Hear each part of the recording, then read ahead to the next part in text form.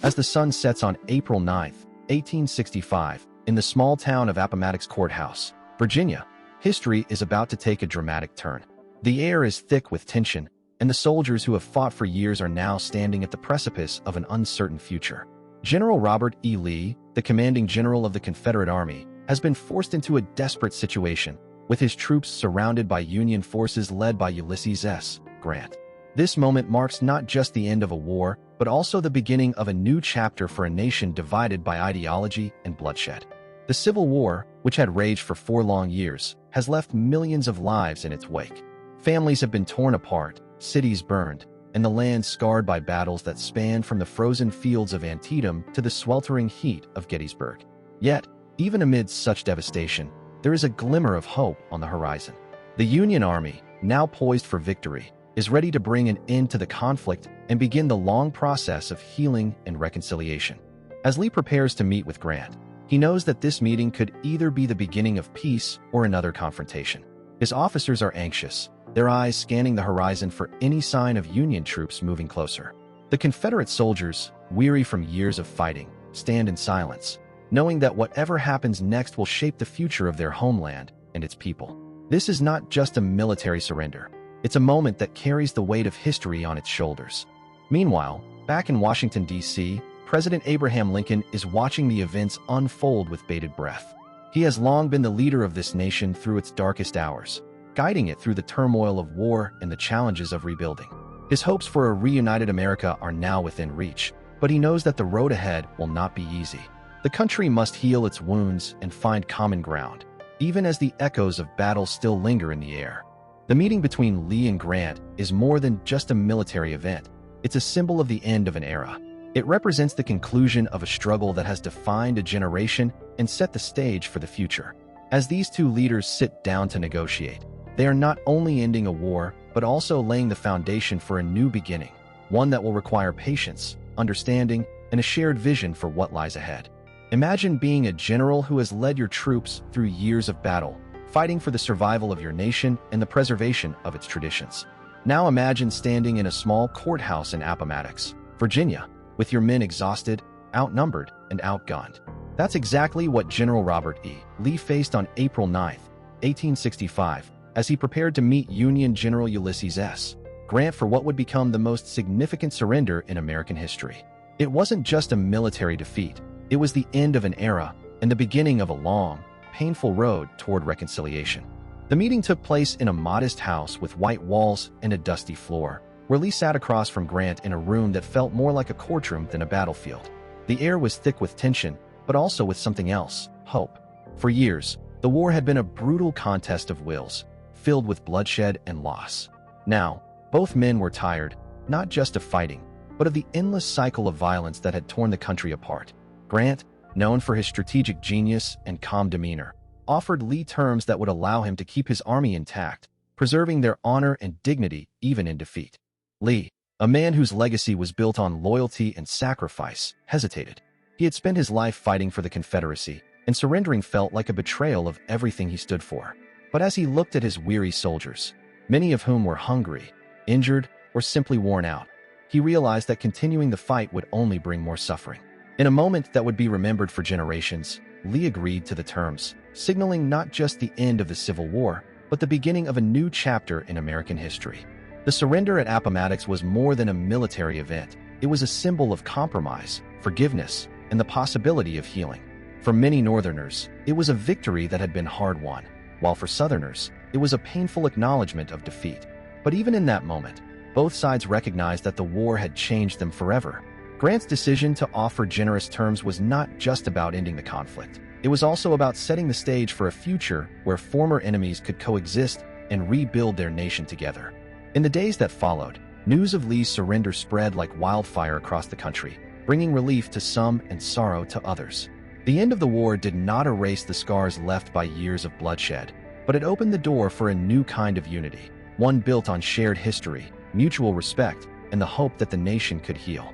The Appomattox Courthouse became a symbol of this transition, a place where the past met the future and where the story of America took its next important turn. After Appomattox, the Civil War wasn't just ending at one place. It was winding down in several different corners of the country. Imagine, if you will, a grand finale where multiple theaters of war all decided to wrap up their acts on their own terms. The surrender at Danville, Virginia, was one such moment that brought an end to the last major Confederate force in the region. This wasn't just a military victory. It was a symbolic coda to the Confederacy's struggle for independence, and it marked the final chapter of what many would call the last great Confederate Army, a group known as the Army of Northern Virginia, now led by General John B. Gordon. Meanwhile, in Georgia, another surrender took place that further sealed the fate of the Confederacy. This was not a big battle or a dramatic showdown. It was more like the final act of a play where everyone had already agreed to leave the stage. The Confederate forces in Georgia were weary, their supplies dwindling, and their morale low. They had been fighting for months, and with Appomattox still fresh in the minds of many, there wasn't much incentive to keep going. So, they decided to lay down their arms and accept General Sherman's offer of terms that would allow them to go home, not as prisoners, but as soldiers who had done their duty. These surrenders weren't just about military defeat, they were also about the end of an era.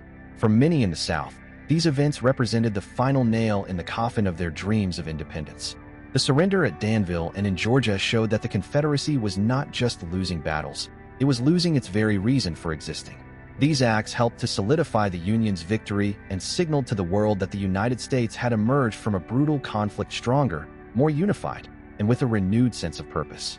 But let's not forget the people behind these surrenders, the soldiers who stood on both sides of the war.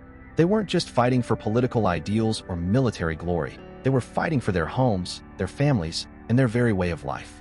And now, as these final acts unfolded, many of them found themselves facing a new reality: peace. It was an uneasy peace, certainly, but it was also a peace that had been earned through blood, sweat, and sacrifice.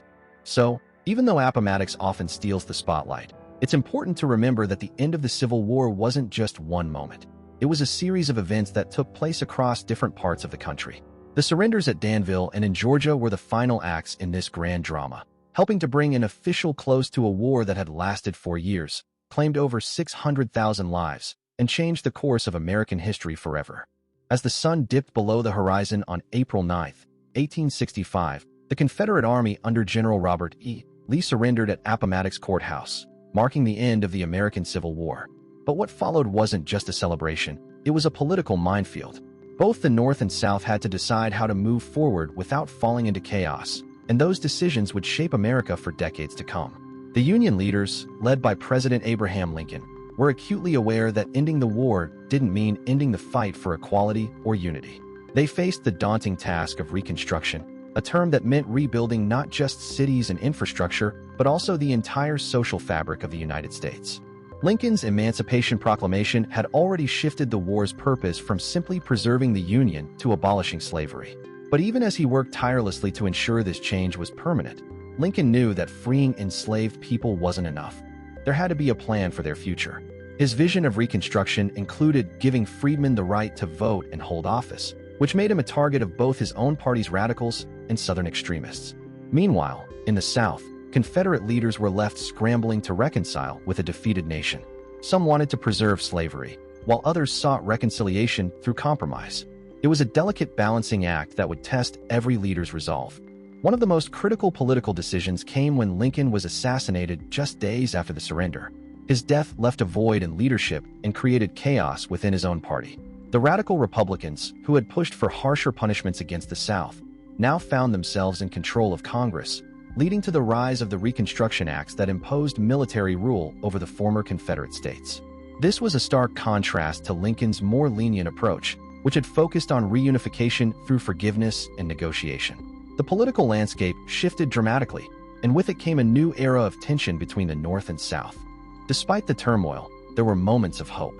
The 13th Amendment, passed in 1865, officially abolished slavery throughout the United States, marking a monumental victory for those who had fought for freedom. However, this was only the beginning. The question remained: how would freed slaves be integrated into society? Would they have the same rights as white citizens? These questions sparked heated debates and led to the rise of organizations like the Freedmen's Bureau, which aimed to provide support and protection to newly emancipated people. Yet, even with these efforts, discrimination and violence persisted, showing that political decisions alone couldn't erase centuries of systemic injustice. As the war drew to a close, The political leaders of both sides were forced to confront the reality that they had been fighting for something larger than themselves.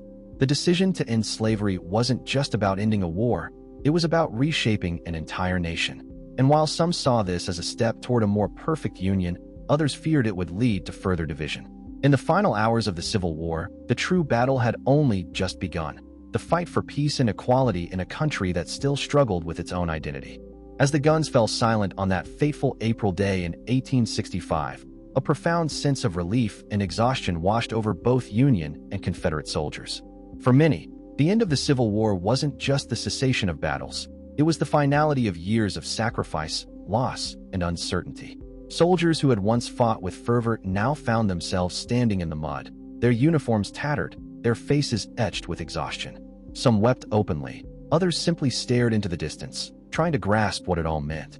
In those quiet moments, there was a strange mix of triumph and sorrow, as if they were both victors and victims of history's grand design. The soldiers' reactions varied wildly, reflecting the complex emotions tied to their experiences. Union troops, many of whom had endured years of hardship and loss, felt an overwhelming sense of relief that the war was finally over.